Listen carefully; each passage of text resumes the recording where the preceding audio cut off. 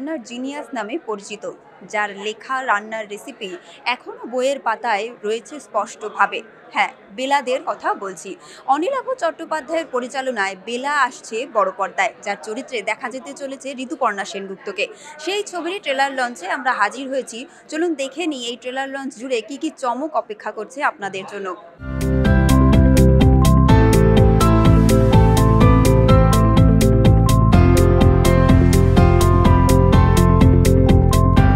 আমি তো ভীষণ উত্তেজিত ব্যাপারটাতে নিয়ে। আমি যেহেতু বেলার মায়ের ভূমিকায় আছি, ঋতুর সঙ্গে কাজ করতে খুব কমফর্টেবল বোধ করি। কিন্তু বেলা দিই বলছি, তার কারণ হচ্ছে আমার পিসিমা রেডিওতে গান করতেন। উনি মাঝে মাঝে বেলার দিকে ওর বাড়িতে ডাকতেন। তো আমরা দূর থেকে দেখেছি, শেষ দেখেছি বেলা দিকে পিসিমার ছেলের বিয়েতে। তো ওনার যে জীবনের এরকম একটা ব্যাকগ্রাউন্ড আছে, ওনার যে জীবনের এত ব্যাপ্তি এবং এরকম একটা লড়াই আছে, এটা কিন্তু আমি আগে জানতাম না। আমি জানতাম রেডিওর বেলাদে, মহিলা মহলের বেলাদে, গৃহিণীর অভিধান লিখেছেন বেলাদে, এইটুকু জানতাম। কিন্তু ওনার বিষয়ে সত্যি কথা বলতে কি, এই কৌতূহল নিরসন করার জন্যে বোধহয় এই ছবিটা ভীষণ কার্যকরী। আর প্রত্যেকটা মেয়েই এই ছবিটা দেখলে একটা অন্য রকমের উৎসাহ পাবে, যে জীবনে ভেঙে পড়লেই চলে না, নিজেকে এগিয়ে নিয়ে যাওয়ার জন্যে যে নিজেকে চেষ্টা করতে হয়, এবং মানুষ চেষ্টা করলে যে সফল হতেই পারে, সেটা এই ছবিটা দেখে বোঝা যায়। এবং আমি খুব খুশি এই ছবিটার একটা অংশ হতে পেরে। আর এই টিমটা একটা অসাধারণ টিম, যেখানে এসে আমার একেবারেই মনে হচ্ছে না যে একটা পেশাদার কাজের সঙ্গে যুক্ত হচ্ছে, মনে হচ্ছে একটা পরিবার। আমরা সবাই মিলে আনন্দ করে হই হই করে ছবিটা তৈরি করেছি। এবং এখন সামনে আসছে ছবিটা। প্রত্যেককে এটা বলা যে প্লিজ ছবিটা দেখো। ছবিটাতে একটা অন্য রকমের আনন্দ পাবে, অন্য রকমের উৎসাহ পাবে। আর মেয়েদের তো এটা বলবই যে সব মেয়েরই এটা দেখা উচিত।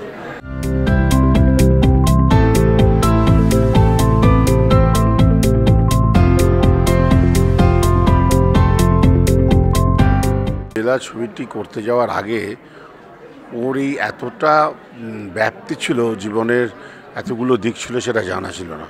আমরা মহিলা মহলের কথা শুনেছি এবং রান্নার বইয়ের প্রচ্ছদ দেখেছি, নিজে রাঁধি না তো, ফলত ভেতরটা পড়া হয়নি। কিন্তু সেই বেলা যে অল ইন্ডিয়া রেডিওর সাথে এইভাবে কানেক্টেড ছিল, এবং সেই রকম দিনে বিদেশ থেকে ফিরে এসেছিল স্বামীর ব্যবহারে আপত্তি জানিয়ে, দেশে এসে বাড়ির আপত্তি সত্ত্বেও চাকরি করতে গিয়েছিল। 15 আগস্ট রাত্রিবেলা ওই অ্যানাউন্সমেন্টের জন্য গিয়েছিল। এই অসাধারণ এইসব ব্যক্তিত্ব নিয়ে ছবি হচ্ছে। অনিলাভকে অনেক ধন্যবাদ, অনেক কৃতজ্ঞতা। বেলাদেকে নিয়ে একটা বায়োপিক করার কথা ভেবেছে। ঋতুপর্ণা অসাধারণ অভিনয় করেছে, কে করবে বলে ওর চরিত্র। তো সব মিলিয়ে আমি ভীষণ উত্তেজিত এই ছবিতে কাজ করতে পারি। আমি বেলার বাবার চরিত্রে অভিনয় করেছি।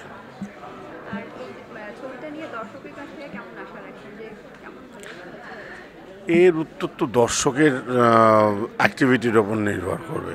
আমি তো অনুরোধ করব, মানে আমরা সবাই অনুরোধ করব, একটা ছবি ভালো চলতে গেলে দর্শকের আনুকূল্য দরকার।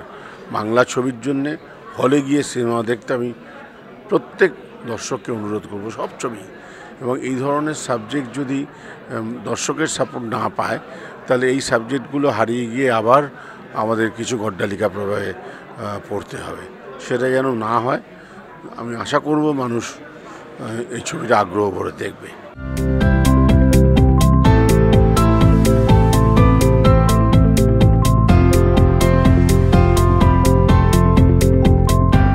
অভিনয় করতে এসে আমার কোথাও কখনো মনে হয়নি এটা অনিলাভ চট্টোপাধ্যায়ের প্রথম ছবি। তার কারণ হচ্ছে তার বিন্দুমাত্র কিছু দেখিনি, মানে যে মুন্সিয়ানায় কাজটা করে গেছে, তাতে কখনো দেখলেই কিন্তু বোঝা যাবে যে এটা এনার প্রথম ছবি বলতে একটু দ্বিধাবোধ হবে।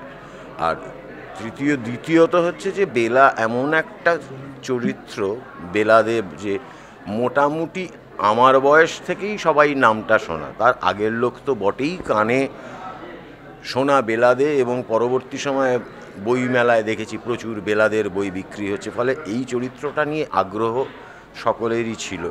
এবং মহিলা মহল মানে মেয়েদের মধ্যে, আজকের দিনের মেয়েদের কাছেও বেলাদে কিন্তু একটা খুব সুপরিচিত নাম। আলাদা করে ইনি বেলা কে রে এটা বলতে হয় না, কাকতলীয়ভাবে বলতে হয় না। মানে আজকে যখন আমরা ফোনে অর্ডার করে খাবার আনি, সেই দিনেও কিন্তু বেলাদে টিকে আছেন, নামটা টিকে আছে। ফলে এইটা যখন ছবির সাবজেক্ট হয়, এবং আমায় যখন সেই ছবির একটা অন্যতম চরিত্র বীরেন্দ্রকৃষ্ণ ভদ্র এই চরিত্রটা অফার করা হয়, তখন সেটা আমার কাছে একটা বাড়তি পাওনা, বাড়তি প্রাপ্যতার কারণ হচ্ছে যে চরিত্রের আয়তন তো কতক্ষণ ফুটেজ টাইম বা স্ক্রিন প্রেজেন্স দিয়ে হয় না, তার গুরুত্ব দিয়ে হয়। বীরেন্দ্রকৃষ্ণ ভদ্র এখানে হয়তো মহালয়া পাঠ করেননি, কিন্তু যেটা হয়েছে সেটা হচ্ছে যে রেডিও স্টেশনের সাথে বেলার যে সংযোগ, এই সংযোগটা তৈরি করেন বীরেন্দ্রকৃষ্ণ ভদ্র। ফলে এই রকম একটা মলাট চরিত্র করতে পারাটা আমার কাছে অবশ্যই একটা বাড়তি উন্মাদনা, বাড়তি একটা প্রস্তুতি এবং আবেগ কাজ করেছে।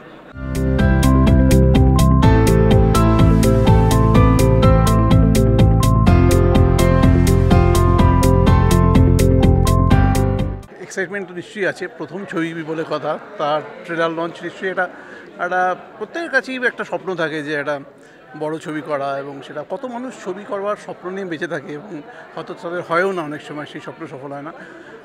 আমাদের হয়তো কর্মজীবনটা শুরু হয়েছে বা পেশাদারি জীবনটা শুরু হয়েছে অন্যভাবে, আমরা সাংবাদিকতা করেছি, আমরা অন্যান্য কাজ করেছি, তার সঙ্গে একটা ছবির স্বপ্নও ছিল, সেটা আজকে হয়তো একটা একটা সেকেন্ড মাইলস্টোন, এটা যেদিনকে বেরোবে সেদিনকে আর একটু খুশি হব।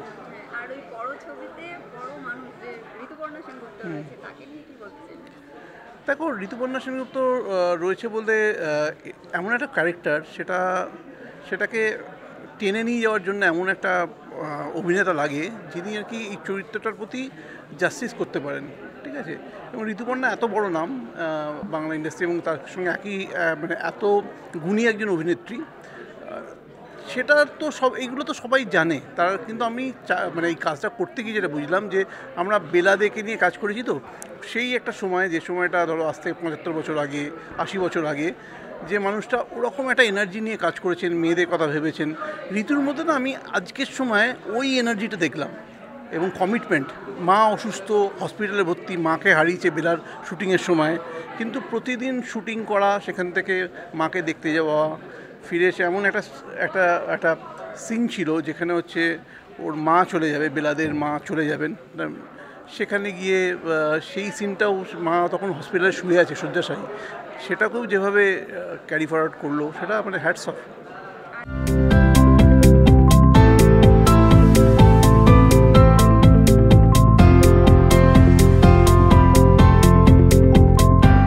বেলাদে সেই সময় একটা দৃষ্টান্ত সৃষ্টি করেছিল, মানে বেলাদের সেই দৃষ্টান্ত এতটাই মানে দ্রষ্টব্যপূর্ণ এবং এতটাই মানে উল্লেখযোগ্য যে উনি একটা দারুণ রেভলিউশন করেছিলেন। আমার মনে হয় শি ওয়াজ এ রেবেল।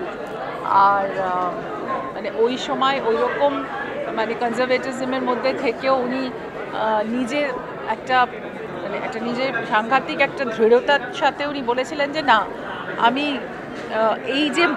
এই যে মোলটা আছে সেটাকে আমি ভেঙে চূর্ণ করে আমি একটা নিজের মোল বানাবো, এবং সেটাতে উনি সক্ষম হয়েছিলেন। কোনো বাধা বিপত্তি সেটাকে ওনাকে মানে সরাতে পারেনি সেখান থেকে। তো সেইটা আমার কাছে খুবই আশ্চর্য লাগে যে এই সময় মানে সেই সময় দাঁড়িয়ে থেকে উনি যে এরকম একটা সাংঘাতিক স্ট্যান্ড নিয়েছিলেন, আচ্ছা এটা আমাদের জন্যও একটা খুব বড় পথ খুলে গেছিলো আমার মনে হয়। এবং ওনার কথায়, ওনার মানে রান্নার রেসিপিতে অনেক মহিলারা ভাতের হোটেল খুলে ফেলেছিল, এবং সেটা আজও এতটাই রেলিভেন্ট যে আমরা অনেক সময় মোটিভেশনাল টকস শুনি, আমরা এখন ইন্টারনেটে অনেকের মানে অনেক মানে টেড টকার্সদের কথা শুনি, মোটিভেশনাল স্পিচেস শুনি, মানে পডকাস্ট শুনি, কিন্তু তখন তো এইসবের কোনো কনসেপ্ট ছিল না। শুধু রেডিওর থেকে আওয়াজ আর তার কথাই মানে মানুষের কাছে একটা সারমানের মতো হয়েছিল। মানে তারা মানে বিশ্বাস করতে শুরু করেছিল যে এই ধরনেরও মানে কাজ হয় এবং মেয়েরা এই যখন পথ নিতে পারে। সেই সময় সেগুলো উল্লেখযোগ্য, মানে সেই সময় সেগুলো জানা ছিল না, অজানা ছিল, আর কোনো এক্সপোজার ছিল না, কিছু ছিল না। তার সত্ত্বেও উনি শুধু বেতারের মধ্যে কথা বলে মানুষকে উদ্বুদ্ধ করেছিলেন। এটা তো একটা বিশাল ব্যাপার, মহিলা মহল শুরু হয়েছিল।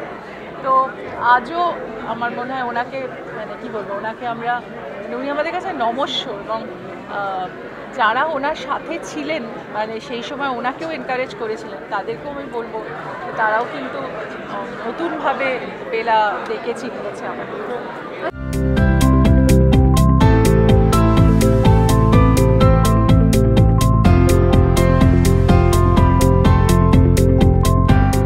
আকাশবাণী থেকে মহিলা মহল, বীরেন্দ্রকৃষ্ণ ভদ্র থেকে লীলা মজুমদার, সবটাই থাকবে ছবি জুড়ে। আর এই চরিত্রে, বেলাদের চরিত্রে দেখা যেতে চলেছে ঋতুপর্ণা সেনগুপ্তকে। অনিলাভ চট্টোপাধ্যায়ের পরিচালনায় বেলা আসছে বড় পর্দায়, আর আগস্টেই মুক্তি পেতে চলেছে এই ছবি। তারই ট্রেলার লঞ্চে আমরা হাজির হয়েছিলাম, দেখালাম যে কিভাবে হলো ট্রেলার লঞ্চ। ক্যামেরায় সন্তোষ রায়ের সঙ্গে সহেলি বিশ্বাস, ওঙ্কার বাংলা।